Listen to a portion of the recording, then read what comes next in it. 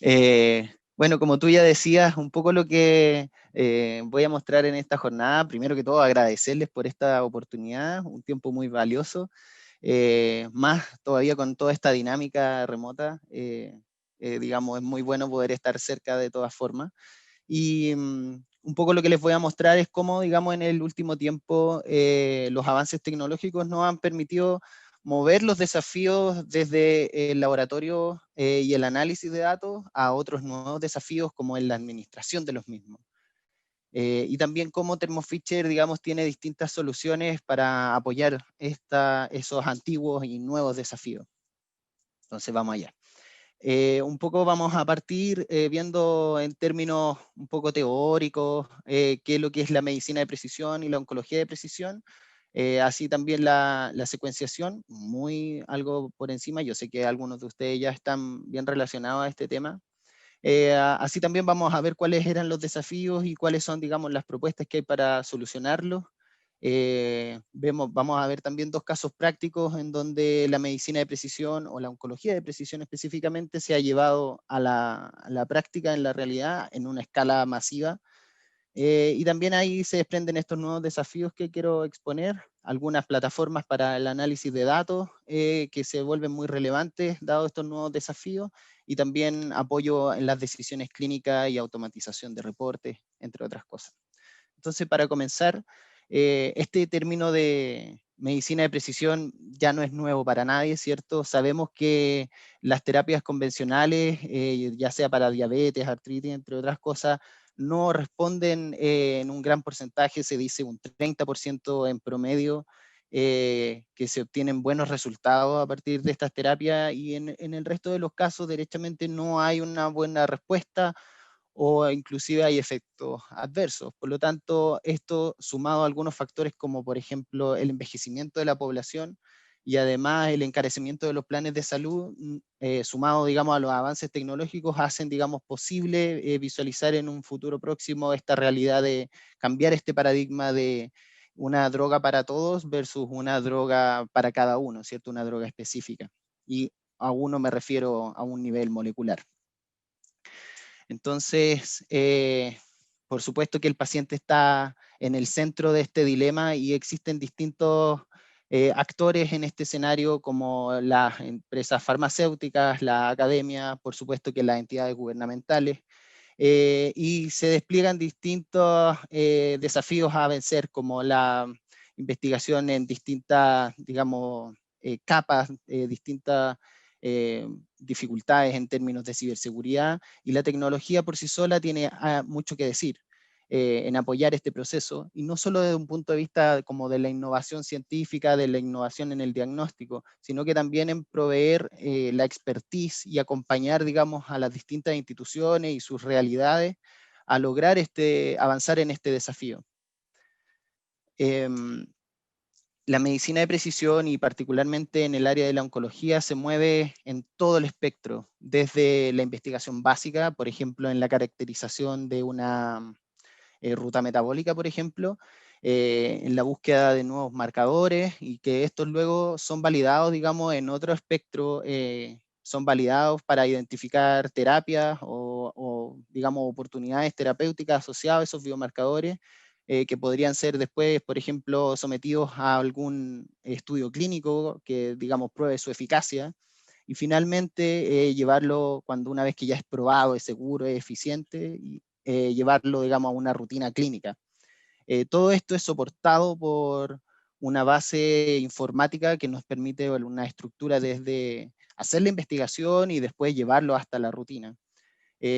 Para su implementación, digamos, exitosa, se identifican tres pilares en términos de costo, calidad y escalabilidad, porque queremos que conceptualmente, ¿cierto?, esta medicina de precisión llegue a todas las personas, y en ese sentido la tecnología debe permitir estas tres cosas: asegurar costo, calidad y escalabilidad. Me gusta mucho esta gráfica, se trata de los Cancer Facts de la Sociedad Americana de Cáncer. Esta es la gráfica de este año, 2020. Históricamente hemos estudiado el cáncer de pulmón como uno de los que tienen más alta tasa de mortalidad, eso es lo que muestran estas curvas a lo largo de los años, Y vemos claramente esta curva azul arriba, como el cáncer de pulmón, digamos, por allá en el año 90, alcanzaba máximos históricos cerca, digamos, teniendo una tasa de mortalidad cerca del 80%, más del 80%. Y yo no podría hablar de causalidad, pero me gusta, digamos, hipotetizar, ¿cierto? Discutir de cómo en paralelo al mismo tiempo, una vez que se comienza a avanzar en la caracterización molecular, ¿cierto? De estos tumores, por ejemplo, en el año 87 con Carras y así en el año 2004 con EGFR, esta tasa de mortalidad empieza a caer. De nuevo, sabemos que son fenómenos multifactoriales y esta caracterización molecular y el diagnóstico en sí es solo una de todas esas variables, pero la caída ha sido sostenida a medida que tenemos nuevos marcadores que están asociados a nuevas terapias y que responden a esta nueva visión de la medicina de precisión.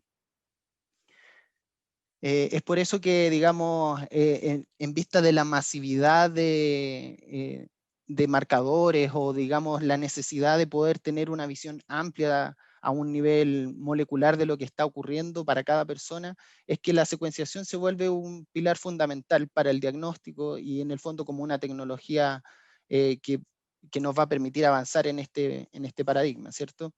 Eh, en términos teóricos, de manera muy, digamos, somera, la secuenciación necesita un ácido nucleico de entrada, ya sea DNA o RNA. Este luego es procesado, se fragmenta o de distintas formas, digamos, para prepararlo, uniendo partidores, lo que conocemos como la preparación de la librería. Luego se realiza un templado, es decir, se prepara la secuenciación, un PCR de emulsión, dependiendo de qué tecnología sea. Y luego ocurre la secuenciación misma en donde determinamos las lecturas, estos fragmentos, conocemos su secuencia, sus nucleótidos. Y para luego, digamos, llegar a una etapa de análisis finalmente, en donde contrastamos esas lecturas, por ejemplo, si fueran, digamos, de un organismo conocido, se pueden contrastar contra una referencia, eh, a, mediante eso conocer sus diferencias y, digamos, tomar conclusiones a partir de ello. En el caso específico de Thermo Fisher, la secuenciación, bueno, el secuenciador, unas máquinas muy grandes, complejas, distintos pasos, pero la máquina en sí es, digamos, un soporte para lo que ocurre en el chip. Así es, digamos, la tecnología de Thermo Fisher. Eh, estos pequeños chips de 2 centímetros por 2 centímetros es donde ocurre la magia, donde realmente ocurre la secuenciación. Y son muy parecidos, por ejemplo, a lo que son los sensores de las cámaras fotográficas, los que en vez de medir píxeles que miden, digamos, la intensidad lumínica que pueden recibir, en este caso tienen unos pequeños pocillos, millones de pocillos, digamos desde 13 millones en los chips más pequeños hasta 150 millones en los chips más grandes, los cuales van a albergar estos distintos fragmentos de DNA que están preparados, ¿cierto? Unidos a unas perlas, y que a medida que se incorporan los nucleótidos, digamos, flujo a flujo, esto produce un cambio en el pH y por lo tanto un cambio de voltaje en el medio, y eso es lo que mide el secuenciador y nos permite, digamos, detectar la incorporación de un nucleótido o de más de un nucleótido, lo que nos permite en el fondo conocer la secuencia en general de cada lectura y de la muestra completa al final. Es un proceso no exento de complicaciones, por supuesto. No es solo el secuenciador, sino que necesitamos hacer una purificación de ácido nucleico en el principio, de DNA o de RNA, cuantificarlo, saber cuánto material tenemos, preparar esta librería, y en el caso de Thermo Fisher tenemos algunos robots para eso, ¿cierto? Está el mismo secuenciador, y ya en una etapa de análisis, obviamente son servidores informáticos. Este proceso dependiendo de la tecnología puede ser más o menos extenso, en este caso dura 4 días, para otras tecnologías duran 7 o 6 días. Y digamos, algunos factores clave dentro de este proceso es cuántas interacciones hay entre el operario y estas máquinas, y también cuánto tiempo necesitamos invertir durante este proceso.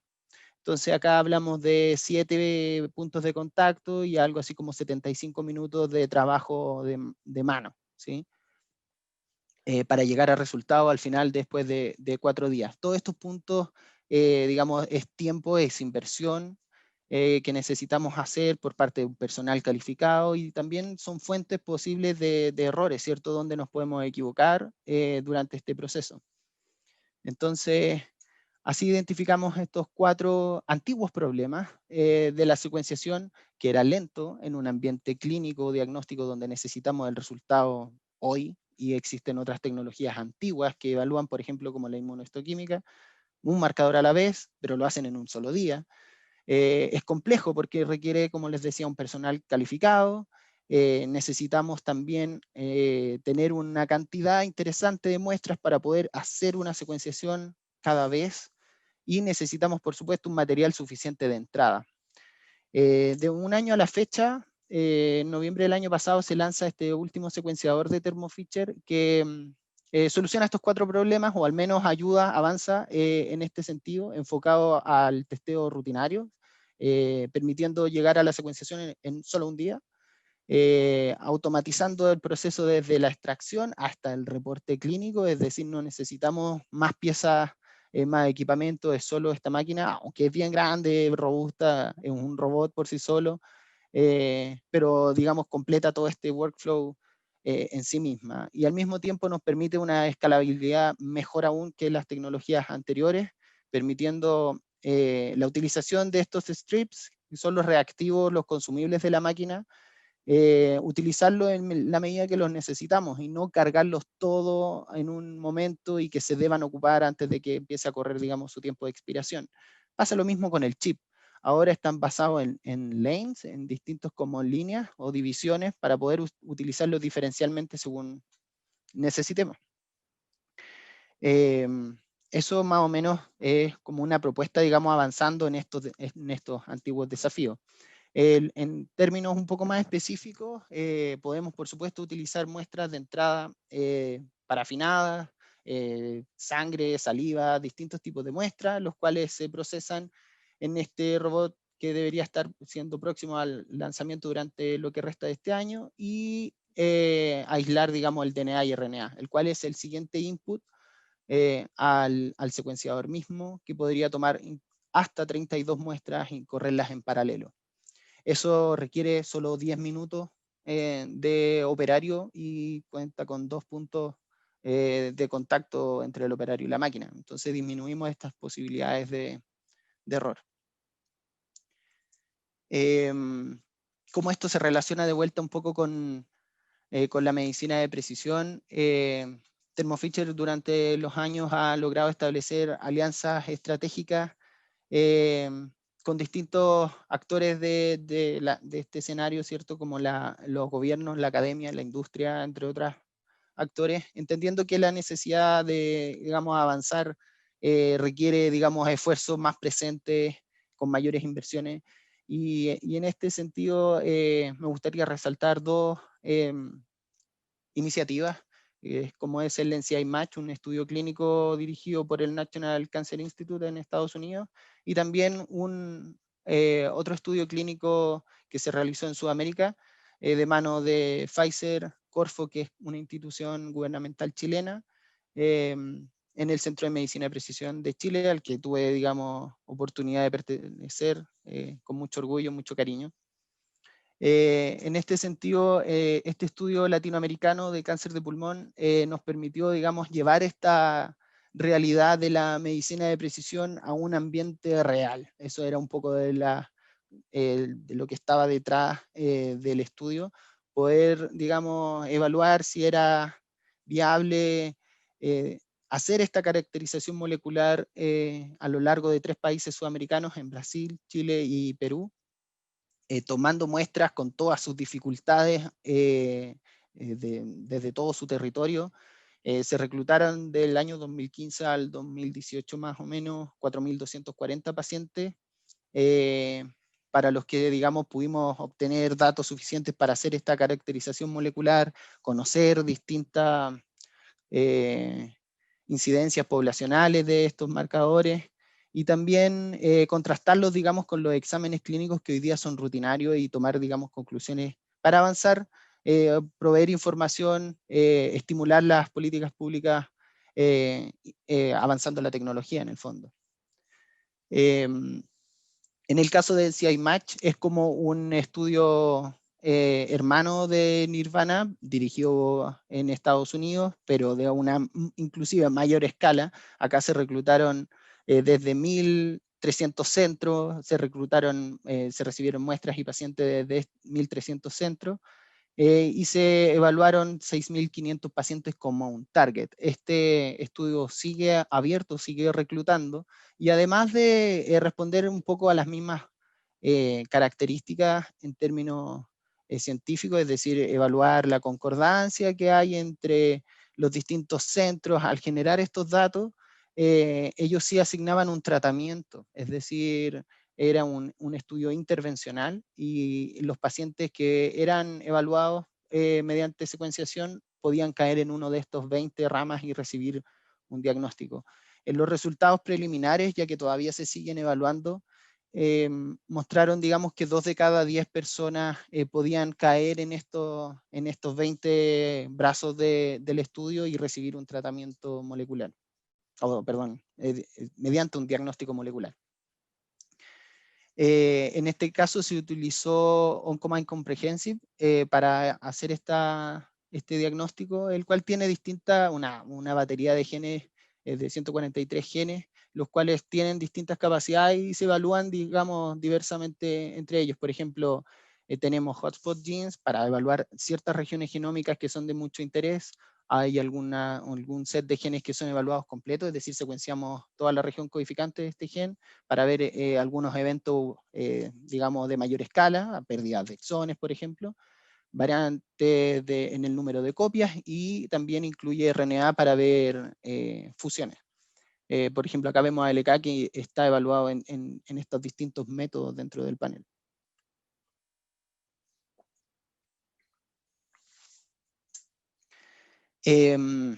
Bajando un poco más hacia los datos, corrida a corrida se generan distintos archivos, ¿cierto? Distintas fuentes de información, los cuales pueden ser tan pesados como 2 terabytes por corrida, o tan simples, digamos, tan importantes como un reporte en PDF, el cual es el paso final, que no pesa más de 3 megabytes. Entonces, un poco lo que quise hacer acá fue una estimación de cuál es el volumen de datos que genera un estudio como Nirvana o como NCI Match, considerando desde la generación de los archivos BAM hacia adelante, los cuales contienen en realidad el resultado de la secuenciación comparado con una referencia. Hacia acá atrás tenemos la misma información, pero que todavía está siendo preprocesada en el secuenciador. Entonces, digamos, si quisiéramos respaldar los datos, probablemente lo haríamos desde este archivo en adelante. Y como esto es despreciable, digamos, vamos a hacer el cálculo solo con los archivos BAM, en donde tenemos 53 GB por paciente. Como les decía, el target del estudio pretende enrolar 6.500 pacientes, y preliminarmente ellos determinaron que 2 de cada 10, como les decía, finalmente se enrola, pero los otros 8 también se testean para saber si es que tienen o no alguna alteración y permitirle, digamos, llegar a un tratamiento. Haciendo esa estimación y sin considerar redundancia de datos en términos de respaldo, asombroso, ¿no? Son 1.722 terabytes de datos, los cuales, digamos, abren un poco la discusión hacia estos nuevos desafíos, ¿cierto? Más allá de la secuenciación misma, que hoy día es un proceso que está, digamos, más interiorizado en la gente, en las distintas instituciones, tenemos estos nuevos desafíos en términos del volumen de datos. También, como les decía, se están generando en muchos lugares diferentes al mismo tiempo, en un volumen intenso, por lo tanto necesitamos tener procedimientos y tecnología eh, andando desde el momento cero para poder gestionar estos datos. Por lo tanto, se hace lógico pensar hoy en día en tecnologías que estén como centralizando toda esta información a través de la nube, por supuesto, y ahí es donde Thermo Fisher provee su solución en la nube, Ion Reporter. Esta es una plataforma de análisis actualmente gratuita, basta con ingresar a esta página web, hacer una cuenta y ya cuentan con 1 terabyte de espacio para poder subir sus muestras, hacer análisis, anotar las variantes que puedan encontrar, entre otras cosas, y permite hacer distintos tipos de análisis, por ejemplo, buscar variantes somáticas, variantes germinales, hacer comparación de tumores entre pares normales y tumorales, detección de fusiones, metagenómica, RNA-seq. La verdad es que están todos los pipelines ahí, es llegar proveer al sistema de datos y empezar a tomar conclusiones. También las variantes por sí solas muchas veces carecen de, digamos, de una relevancia, y eso se lo damos a través del proceso de anotación. Esa anotación, digamos, consta de la comparación, por decirlo de una forma, contra algunas bases de datos, y las más utilizadas están presentes en el sistema como COSMIC, un catálogo de variantes somáticas, muy utilizado en el cáncer, GenomeID, ClinVar, por ejemplo, y algunos algoritmos que van a hablar del impacto que tienen esas variantes en las proteínas. Podemos tener un montón de variantes, pero necesitamos tener capacidad de discriminar entre qué es lo que es relevante y qué es lo que no. Entonces tenemos una serie de filtros para poder eliminar estas variantes y elegir, por ejemplo, solo las patogénicas o las que pertenecen a la patología que yo estoy estudiando, o que tienen, no sé, algunos parámetros más técnicos, como la frecuencia alélica, por ejemplo, dentro de un rango. También podemos hacer análisis comparativos, es decir, muestras que están dentro de la misma corrida o corrida a corrida. Podemos comparar distintos workflows de análisis, modificar los parámetros, crear workflows desde cero, o al mismo tiempo, en términos de estos estudios que veíamos como NCI Match o Nirvana, bloquear los distintos workflows, compartirlos dentro de las distintas instituciones participantes y así garantizar, digamos, reproducibilidad, mantener las versiones de software, muy, muy importante.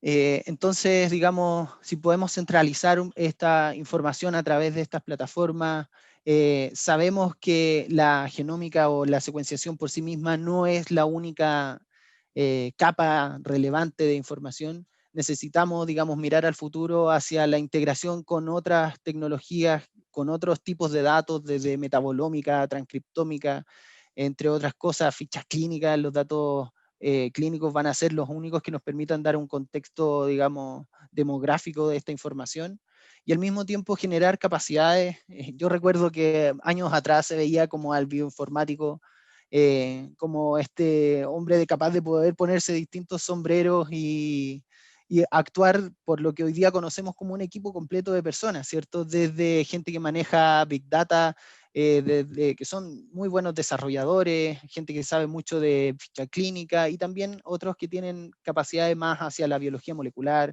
etc. Esto hoy día se visualiza como un equipo, y que por lo demás necesitan tener habilidades blandas que nos permitan interactuar entre estas distintas personas y además compartir el conocimiento. Por lo tanto, digamos, la interdisciplinariedad es también un desafío hacia futuro. En este sentido, sabemos que se pueden hacer cosas, necesitamos eh, mecanismos de soporte a la decisión que nos ayuden a avanzar en esto. Y ya para ir terminando, digamos, OncoMind Reporter nos da justamente eso. Puede tomar, digamos, los resultados que son genómicos, ver las variantes a un nivel muy bajo y transformarla en un reporte accionable. Para el usuario final, llamemos un médico que quisiera hacer este diagnóstico y abstraerse un poco de la bioinformática y tener un reporte PDF en su correo, digamos, como punto final del proceso. Este reporte, por supuesto, que es totalmente personalizable, digamos, cambiando sus distintas secciones y personalizándolo para las distintas instituciones, y que permita, digamos, mostrar particularmente algunas métricas dependiendo de qué fue lo que se ingresó en la secuenciación. Por ejemplo, si el panel permitía hacer carga mutacional, vamos a ver en este reporte finalmente esos resultados y así. Como les decía, la personalización es algo relevante, algo de repente que podría sonar trivial, pero necesitamos llevarlo a los distintos idiomas, ya que son distintas barreras que podemos vencer fácilmente. Por lo tanto, los reportes de OncoMind están disponibles en 11 lenguajes, y, digamos, nos permiten ver esta información de, desde otra perspectiva menos técnica, comparando estas mutaciones, como lo ven acá, con bases de datos privadas que están siendo curadas y actualizadas cada cierto tiempo, llevando estos reportes información de los distintos medicamentos, distintas terapias, indicaciones e inclusive estudios clínicos asociados a esas variantes.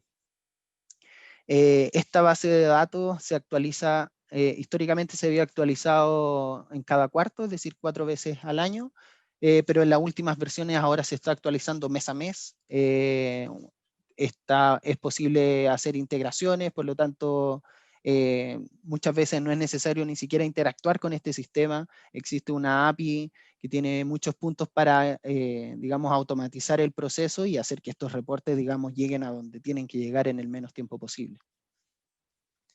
Eso es un poco lo que les traigo hoy. Me gustaría reservar estos últimos minutos para escucharlos a ustedes también, si tienen preguntas. Eso, muchísimas gracias. Excelente, Gonzalo. Muy buena presentación. Sí, hay una pregunta. Gonzalo, en tu experiencia en el contexto sudamericano, ¿cuán maduros están los laboratorios de anatomía patológica para digerir y entender un reporte de perfil genético, para luego entregarle los datos al oncólogo y así activar un tratamiento? Wow, tremenda pregunta, la verdad. Durante el estudio en Nirvana tuvimos la oportunidad de conocer distintas realidades que van desde laboratorios muy profesionales a algunos que hacen lo mejor que pueden.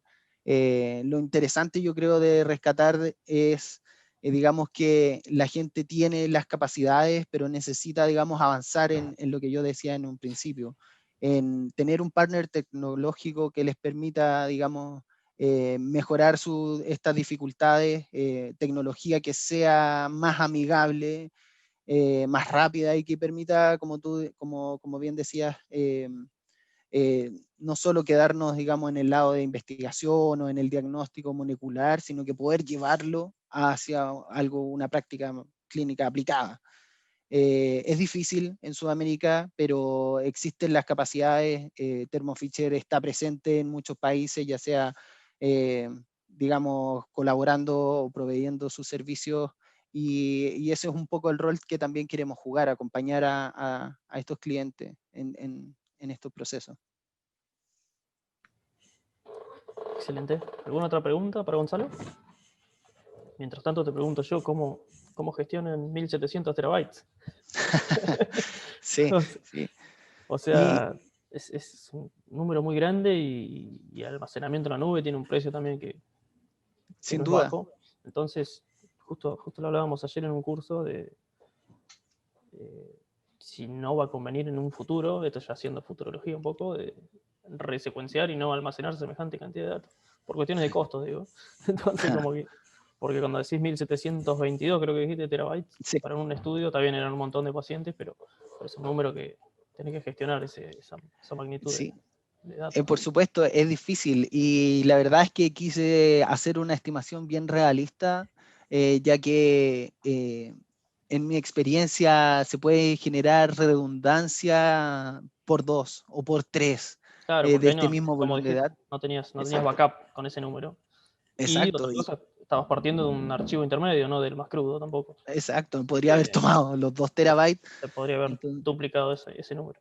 exacto, y eso es, digamos, un poco lo que me gustaría dejar como mensaje hacia el futuro también, ver que estos desafíos se vienen. La nube parece responder muchas de estas inquietudes, pero como tú dices, 1700 terabytes, sumado, digamos, a la transferencia de datos que de repente no es trivial en algunos lugares, eh, digamos, da para pensar en resecuenciar muchas veces en vez de acumular estos volúmenes de datos, o optar por tecnologías que respondan a preguntas específicas, ¿cierto? Ahora, este respaldo de datos de este tipo de estudios, por supuesto que después alimentan bases de datos y es necesario contar con los datos crudos. Seguro. Entonces, fue grande el desafío, nosotros lo vivimos en el estudio Nirvana. Ahí contábamos con regulación de la farmacéutica para al menos almacenar los datos físicamente en 3 lugares diferentes al mismo tiempo. Entonces, ya ahí tenemos un triplicado. Sí. Bueno, muchísimas gracias, Gonzalo, por haber participado. Muy buena la presentación. No, a todos ustedes también por estar presentes. Bueno.